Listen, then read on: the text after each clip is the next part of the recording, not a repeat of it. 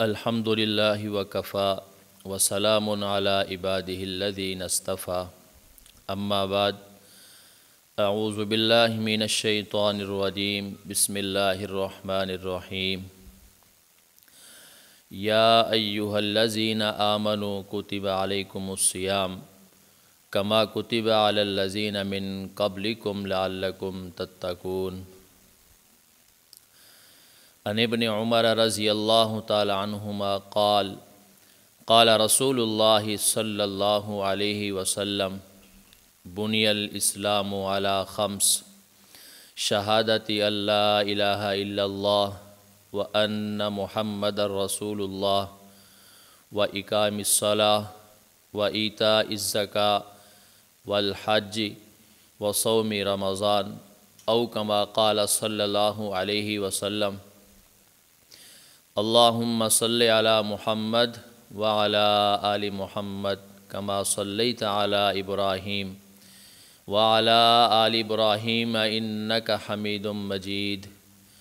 اللہم بارک علی محمد وعلی آل محمد کما بارکت علی ابراہیم وعلی آل ابراہیم انک حمید مجید۔ دین اسلام کے بنیادی 5 ارکان ہیں۔ نمبر 1 کلمہ،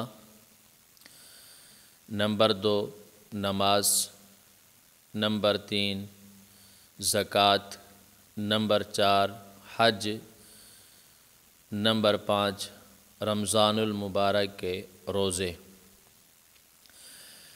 رمضان المبارک کی آمد ہے۔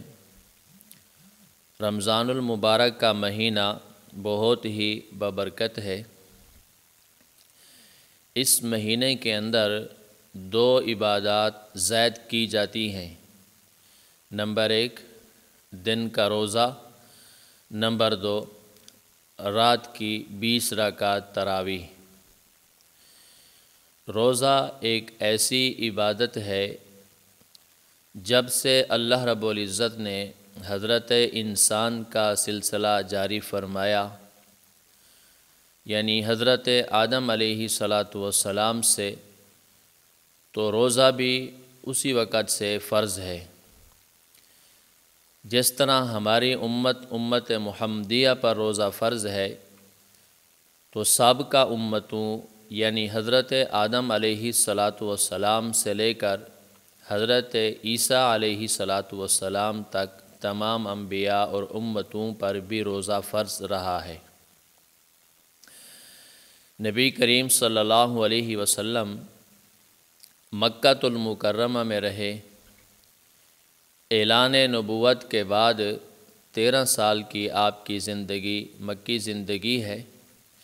جب اللہ کے نبی صلی اللہ علیہ وسلم مدینہ منورہ ہجرت کر کے تشریف لے آئے، تو سن 2 ہجری اور روایات کے مطابق 10 شعبان المعظم کو اللہ رب العزت نے روزے کی فرضیت کا اعلان فرمایا۔ سورۃ البقرہ آیت نمبر 183 میں یا ایھا الذین آمنوا کتب علیکم الصیام، اے ایمان والو تمہارے اوپر روزے فرض کر دیے گئے ہیں۔ تو رمضان المبارک کا مہینہ اور اس کے جو روزے ہیں یہ فرض ہیں۔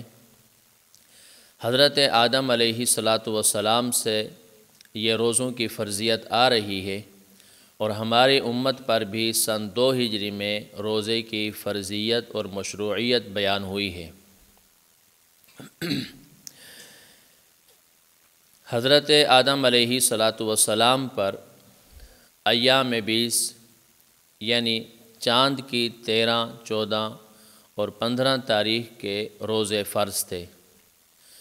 حضرت موسیٰ علیہ السلام اور آپ کی امت پر 10 محرم الحرام کا روزہ فرض تھا۔ ہر ہفتے کا دن کا روزہ فرض تھا، اور اس کے علاوہ باقی کچھ دنوں کے روزے بھی فرض تھے۔ عیسائیوں پر جو حضرت عیسیٰ علیہ السلام کی امت ہیں، رمضان المبارک کے روزے فرض تھے، لیکن انہوں نے بعد میں اس میں خود تبدیلی کر دی۔ رمضان المبارک کے علاوہ یہ انگریزی مہینوں کے اعتبار سے مارچ کے اندر روزے رکھتے ہیں اور اپریل کے آغاز میں ان کی عید الفطر ایسٹر مناتے ہیں۔ تو امت محمدیہ کے لیے بھی اللہ رب العزت نے رمضان المبارک کے مہینے کا انتخاب فرمایا اور اس کے روزے فرض قرار دیے گئے ہیں۔ یہ مختصر روزے کی تاریخ ہے۔ سابقہ امتوں اور ہمارے درمیان روزے کے معاملے میں اللہ رب العزت نے بنیادی طور پر یا موٹی موٹی دو تبدیلیاں بیان فرمائی ہیں۔ نمبر 1، پہلی تبدیلی یہ ہے کہ روزے کا جو دورانیہ سابقہ امتوں کے لیے تھا، اس دورانیے کے اندر اللہ رب العزت نے تبدیلی فرما دی ہے۔ سابقہ امتوں کے لیے روزے کا دورانیہ 8 پہر کا تھا، یعنی مغرب کے وقت جب افطار کر لیتے تو جیسے ہی عشاء کے وقت وہ سوتے ہی روزہ شروع ہو جاتا تھا، اور یہ سونے کے بعد روزہ جب شروع ہوتا تو اگلے دن غروب آفتاب تک روزہ رہتا۔ یہ 8 پہر بنتے ہیں۔ یہ سابقہ امتوں کے لیے روزے کا دورانیہ تھا۔ جب نبی کریم صلی اللہ علیہ وسلم تشریف لائے، آپ کی امت آئی اور آپ کی امت پر بھی روزے کی مشروعیت اور اس کے فریضے کو بیان کیا گیا، تو ہمارے لیے بھی آغاز میں یہی دورانیہ تھا، یعنی عشاء کے بعد رات کو جیسے ہی انسان سو جاتا تھا تو روزے کا وقت شروع ہو جاتا تھا، اگلے دن غروب آفتاب تک یہ وقت رہتا تھا۔ بعد میں اللہ رب العزت نے امت محمدیہ کی سہولت کے لیے اور آسانی کے لیے یہ عشاء کے بعد سے لے کر طلوع فجر تک کا وقت تھا رات کا، اس کو روزے سے خارج کر دیا۔ اس کی 2 وجوہات سامنے آتی ہیں۔ پہلی وجہ یہ ہے، معرفت الصحابہ لابی نعیم کے اندر حضرت سرما بن انس رضی اللہ تعالی عنہ ایک صحابی رسول ہیں، ان کا واقعہ بیان کیا گیا ہے۔ حضرت سرما بن انس رضی اللہ تعالی عنہ چونکہ کاشتکار تھے، زمیندار تھے، باغوں کے اندر کام کرتے تھے، محنت اور مشقت والا کام ہوتا تھا، تو انہوں نے روزہ رکھا ہوا تھا۔ مغرب میں جب گھر میں آئے، روزے افطار کے بعد اپنے گھر والوں سے پوچھا کہ کھانا تیار ہے، تو گھر والوں نے فرمایا کہ آپ بیٹھیں، ہم کھانا تیار کر لیتے ہیں۔ اتنے میں حضرت سرما بن مالک رضی اللہ تعالی عنہ کی آنکھ لگ گئی۔ آپ سو گئے، کھانا نہیں کھا سکے۔ اب جیسے سوئے تو روزہ شروع ہو گیا۔ اب گزشتہ روزہ بھی 8 پہر کا تھا، اب یہ روزہ بھی شروع ہو گیا۔ محنت کرتے تھے، مزدوری کرتے تھے، مشقت والا کام کرتے تھے، تو دن کے وقت وہ لڑکھڑانے لگے بھوک اور پیاس کی وجہ سے۔ نبی اکرم صلی اللہ علیہ وسلم نے پوچھا، بھئی کیا معاملہ ہے؟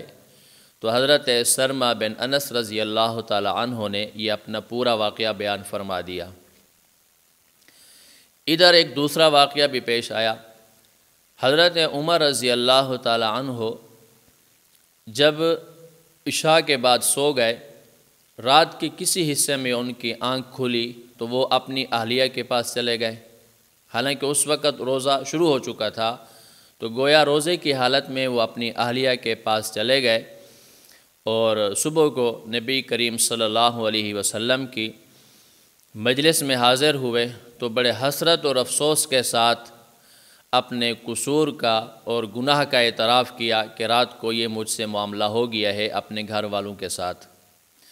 جب 2 واقعات سامنے آئے تو اللہ رب العزت نے قرآن کریم کی آیت سورۃ البقرہ آیت نمبر 187 نازل فرمائی، کلوا واشربوا حتی یتبین لکم الخیط الابیض من الخیط الاسود من الفجر ثم اتموا الصیام الی اللیل۔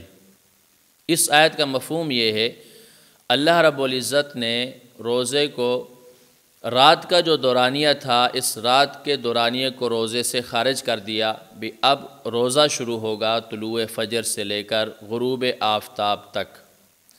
یہ ہے روزے کا دورانیہ۔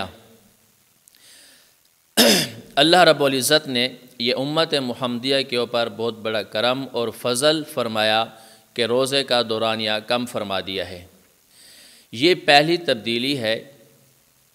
ہمارے ہاں اللہ رب العزت نے جو ہمیں انعامات عطا فرمائے ہیں، کائنات کے اندر بہت سارے ہیں، ان انعامات کے اندر ایک نعمت اللہ رب العزت نے ہمیں سورج کی عطا فرمائی ہے، اور ایک نعمت اللہ رب العزت نے ہمیں چاند کی عطا فرمائی ہے۔ اسلامی شریعت کے اندر جو ہماری عبادات ہیں، چاند اور سورج ان دونوں کا ان عبادات کے اندر دخل ہے۔ چاند سے ایام اور مہینوں کی تعیین ہوتی ہے، اور سورج سے اوقات کی تعیین ہوتی ہے۔ دن میں ہم 5 نمازیں پڑھتے ہیں، فجر، ظہر، عصر، مغرب اور عشاء۔ ان نمازوں کے جو اوقات ہیں وہ ہم سورج کی گردش سے معلوم کرتے ہیں۔ سورج کی گردش اگر بڑھ جائے، دن بڑا ہو جائے اور رات چھوٹی ہو جائے تو نمازوں کے درمیان میں وقفہ زیادہ ہو جاتا ہے۔ اگر سورج کی گردش کم ہو جائے، رات بڑی ہو جائے اور دن چھوٹے ہو جائیں تو نمازوں کے درمیان میں جو وقفہ ہے وہ کم ہو جاتا ہے۔ تو یہ عبادات ایسی ہیں جن کے اوقات کا تعین سورج سے ہوتا ہے۔ ایسی ہی ایک عبادت روزہ ہے۔ تو روزے کا جو وقت ہے یہ طلوع فجر سے لے کر غروب آفتاب تک ہے۔ اس وقت کا جو دورانیہ ہے یہ بھی ہمیں سورج کی گردش سے معلوم ہو رہا ہے۔ تو اس سے پتہ یہ چلا کہ روزے کا جو وقت ہے طلوع فجر سے لے کر غروب آفتاب تک ہے۔ جب سورج مکمل غروب ہو جائے اس کے بعد انسان کو روزہ افطار کرنا چاہیے۔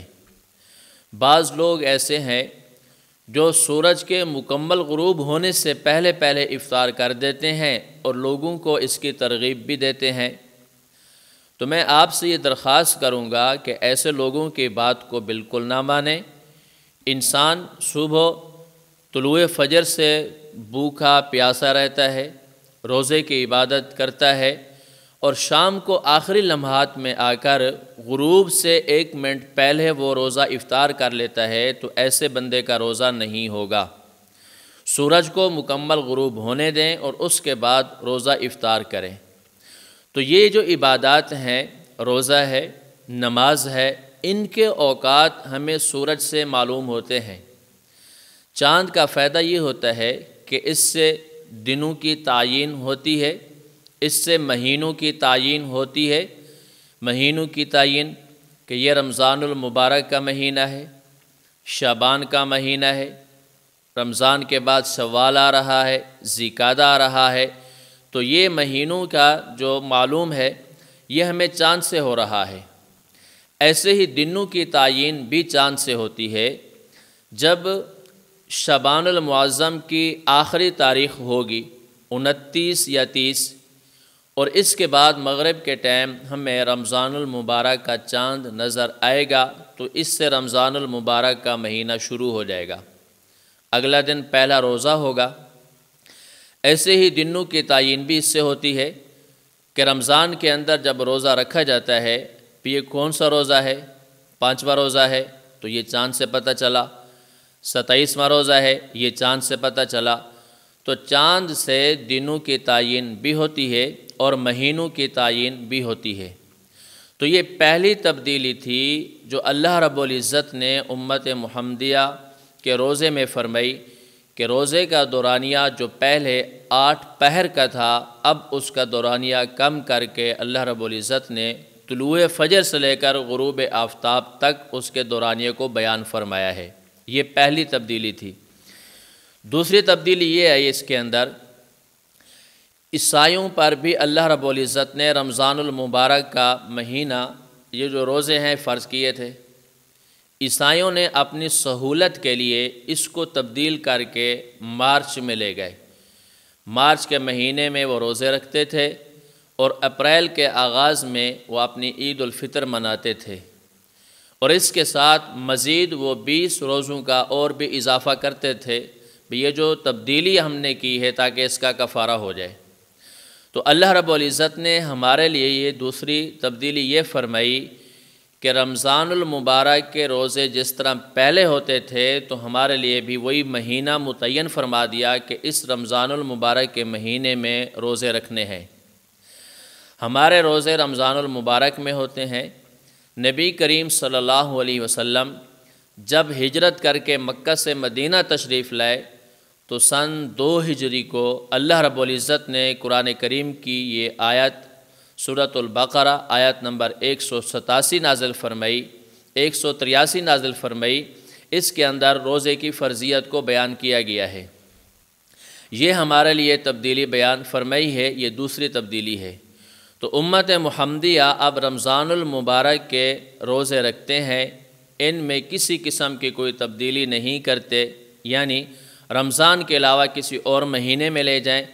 بعض لوگ ایسا کرتے ہیں کہ وہ کہتے ہیں بھئی روزے 30 رکھ لو یا 29 رکھ لو، رمضان کے رکھنے ضروری نہیں بلکہ کسی اور مہینے میں لے جاؤ۔ حالانکہ ایسی بات نہیں ہے۔ اگر کوئی بندہ اس طرح کرے گا، رمضان کے علاوہ کسی اور مہینے کے روزے رکھے گا، تو اس کے رمضان المبارک کے روزے ادا نہیں ہوں گے۔ تو ہمارے لیے اللہ رب العزت نے رمضان المبارک کے مہینوں کو متعین فرمایا۔ اس کے روزے 29 ہوں تب بھی ٹھیک ہے، 30 ہوں تب بھی ٹھیک ہے، پورے روزے رکھنے ہیں۔ حضرت ام المؤمنین حضرت امی عائشہ رضی اللہ تعالی عنہا نبی کریم صلی اللہ علیہ وسلم کے رمضان اور غیر رمضان کے بارے میں عبادات کے درمیان 3 فرق بیان فرماتی ہیں۔ پہلا فرق یہ ہے، حضرت امی عائشہ رضی اللہ تعالی عنہا فرماتی ہیں کہ اللہ کے نبی صلی اللہ علیہ وسلم رمضان کے علاوہ 11 مہینوں میں بھی روزے رکھا کرتے تھے۔ ایام 20 کے روزے رکھتے تھے، پیر اور جمعرات کا روزہ رکھتے، شعبان المعظم کے مہینے میں آپ زیادہ روزے رکھتے تھے، لیکن جب رمضان المبارک کا مہینہ شروع ہو جاتا تو آپ پورے روزے رکھتے تھے اور پورے اہتمام کے ساتھ روزے رکھتے تھے اور امت کو بھی اس کی ترغیب دیتے تھے۔ نمبر 2، غیر رمضان کے اندر 11 مہینے اللہ کے نبی صلی اللہ علیہ وسلم قرآن کریم کی تلاوت فرمایا کرتے تھے، یہ آپ کے معمولات میں شامل تھا۔ لیکن جب رمضان المبارک کا مہینہ آتا تو اس کے اندر آپ کی تلاوت کی مقدار بہت زیادہ بڑھ جاتی تھی، آپ تلاوت کا بہت زیادہ اہتمام فرماتے تھے۔ حضرت جبرائیل علیہ السلام تشریف لاتے، عصر اور مغرب کے درمیان اللہ کے نبی صلی اللہ علیہ وسلم حضرت جبرائیل علیہ السلام کے ساتھ دور فرمایا کرتے تھے۔ دور کا مطلب ہوتا ہے ایک دوسرے کو سننا اور سنانا، تو یہ اللہ کے نبی کا معمول تھا۔ اور تیسرا یہ تھا کہ رمضان المبارک کے علاوہ باقی 11 مہینوں میں بھی اللہ کے نبی صلی اللہ علیہ وسلم کی سخاوت بہت زیادہ ہوتی تھی۔ آپ کے دروازے پر آنے والا کوئی سیل خالی نہیں جاتا تھا۔ جب رمضان المبارک کا مہینہ شروع ہو جاتا تو اللہ کے نبی صلی اللہ علیہ وسلم کی سخاوت بہت زیادہ بڑھ جاتی تھی۔ آپ کے دروازے پر کوئی سیل آئے اور خالی نہیں جاتا تھا۔ اللہ کے نبی کے پاس اگر خود کچھ ہوتا تو اس کو عنایت فرما دیتے، اگر خود کچھ بھی نہ ہوتا تو پھر آپ اس کے بارے میں سفارش کر دیتے، اپنے شاگرد صحابہ کرام رضوان اللہ علیہم اجمعین سے کہہ دیتے بھئی اس ضرورت مند کی ضرورت کو پورا کر دو، تو صحابہ کرام رضی اللہ تعالیٰ عنہم اجمعین کے بہت سارے واقعات ہیں کہ وہ پھر اس کی ضرورت کو پورا کر دیتے تھے۔ تو حضرت ام المؤمنین امی عائشہ رضی اللہ تعالی عنہ فرماتی ہیں کہ اللہ کے نبی صلی اللہ علیہ وسلم کے یہ 3 کام بہت زیادہ ہوتے تھے۔ نمبر 1، رمضان کے پورے مہینے کے روزے پورے اہتمام کے ساتھ رکھتے۔ نمبر 2، قرآن کریم کی تلاوت کا بہت زیادہ اہتمام فرماتے۔ نمبر 3، آپ کی سخاوت بہت زیادہ ہوتی تھی۔ تو ہمیں اس حدیث پاک سے بھی یہ سبق ملتا ہے کہ رمضان المبارک کے مہینے سے آنے سے پہلے ہمیں اس کی بھرپور تیاری کرنی چاہیے۔ شعبان المعظم کے مہینے میں کچھ روزے رکھ کر پہلے سے پریکٹیکل کر لینی چاہیے، عادت بنا لینی چاہیے۔ نمبر 2، جب رمضان المبارک کا مہینہ شروع ہو جائے تو اس میں تلاوت کا ہمیں خوب اہتمام کرنا چاہیے۔ اگر کسی بندے کے پاس وقت اور فرصت ہو تو وہ یومیہ قرآن کریم کا ختم کرے۔ اگر کوئی بندہ ایسا نہیں کر سکتا، وقت کم ہے، تو 7 دن میں قرآن کریم کی 7 منزلیں ہیں، ایک منزل کا اہتمام کرے تو 7 دن میں قرآن کریم ختم ہو جائے گا۔ اگر کوئی بندہ یہ بھی نہیں کر سکتا تو ایک عشرے کے اندر قرآن کریم کا ختم کرنا چاہیے۔ رمضان المبارک کے 3 عشرے ہیں تو 3 ختم ہو جانے چاہیے۔ اگر کوئی بندہ یہ کام بھی نہیں کر سکتا تو کم از کم آخری درجہ یہ ہے کہ پورے مہینے میں ایک مرتبہ قرآن کریم کا ختم کر لینا چاہیے۔ یہ وہ تلاوت ہے جو انسان خود کرے گا۔ نمبر 2، رمضان المبارک کے اندر 20 رکعت تراویح ہم ادا کرتے ہیں، اس کے اندر حافظ قرآن، قاری قرآن آگے کھڑے ہو کر قرآن پاک ہمیں سناتا ہے، تو اس تراویح کے اندر بھی ہمیں پورے قرآن کریم کے سننے کا اہتمام کرنا چاہیے۔ جس طرح قاری قرآن، حافظ قرآن قرآن کریم پڑھتا ہے اس کو پورا ثواب ملتا ہے، ایسے ہی سننے والے کو بھی پورا ثواب ملتا ہے۔ ہمارے اکابر اور اسلاف کے بہت سارے واقعات ہیں جو رمضان المبارک کے اندر 60 ختم کرتے تھے، 30 ختم کرتے تھے، یومیہ ختم کرتے تھے۔ حدیث پاک کے اندر 3 دن سے کم ختم کرنے کو منع کیا گیا ہے۔ میں اس کی وضاحت کرنا ضروری سمجھتا ہوں۔ یہ اس وقت ہے کہ اگر کوئی بندہ اتنا زیادہ جلدی میں پڑھے کہ قرآن کریم کا تلفظ صحیح ادا نہ ہو، قرآن کریم کو وہ تجوید کے ساتھ نہ پڑھ رہا ہو، تو یہ اس بندے کے لیے ہے۔ اگر کوئی بندہ ایسا ہے کہ قرآن کریم کو سمجھ کر پڑھ رہا ہے، تجوید کے ساتھ پڑھتا ہے اور اس کی پورے تلفظ کی ادائیگی کے ساتھ پڑھتا ہے، اور تھوڑے وقت میں اگر وہ اس کو ختم کر سکتا ہے، یومیہ ختم کرے تب بھی ٹھیک ہے، رات کو ختم کرے تب بھی ٹھیک ہے۔ اگر اس سے کم وقت میں وہ قرآن کریم کو ختم کرتا ہے تو کوئی حرج کی بات نہیں ہے۔ باقی اللہ کے نبی صلی اللہ علیہ وسلم نے جو 3 دن سے کم ختم کرنے سے منع فرمایا ہے، حضرات محدثین اور فقہاء کرام فرماتے ہیں یہ اپنی امت کے اوپر گویا کہ ایک تراحم ہے، رحم ہے کہ وہ آسانی اور سہولت کے ساتھ کچھ دنوں میں قرآن کریم کو ختم کر لیں۔ تو اللہ رب العزت سے دعا ہے کہ اللہ رب العزت مجھے اور آپ تمام کو رمضان المبارک کے اندر عبادات کرنے کی توفیق عطا فرمائے۔ دن کا روزہ فرض ہے، اس کا اہتمام کرنا چاہیے۔